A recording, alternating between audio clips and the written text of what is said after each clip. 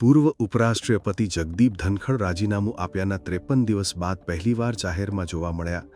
આજે 12 સપ્ટેમ્બરના રોજ સીપી રાધાકૃષ્ણને 15મા ઉપરાષ્ટ્રપતિ પદે શપથ ગ્રહણ કર્યા, જે સમારોહમાં પૂર્વ ઉપરાષ્ટ્રપતિ જગદીપ ધનખડ પણ જોવા મળ્યા. જગદીપ ધનખડે ગત 21 જુલાઈના રોજ સંસદના ચોમાસુ સત્રના પ્રથમ દિવસે જ સ્વાસ્થ્ય સંબંધિત કારણોનો હવાલો આપી રાજીનામું આપી દીધું હતું, જે બાદ વિપક્ષે વાંધો ઉઠાવતા વિવાદ સર્જાયો હતો. ઉપરાષ્ટ્રપતિ પદે રહીને ધનખડે ઘણીવાર સરકારની વિરોધમાં નિર્ણયો આપ્યા હતા. ત્યારે આ ચોમાસુ સત્રમાં તેમણે અચાનક રાજીનામું આપતા વિપક્ષે સવાલો ઉઠાવ્યા હતા. ઉપરાષ્ટ્રપતિ પદેથી રાજીનામું આપ્યાના 2 મહિના સુધી તેઓ જાહેર જીવનથી સંપૂર્ણપણે ગાયબ થયા હતા, જેનાથી રાજકીય ખળબળાટ મચ્યો હતો. સોશિયલ મીડિયા પર અનેક અટકળો અને વિવાદ થયા હતા.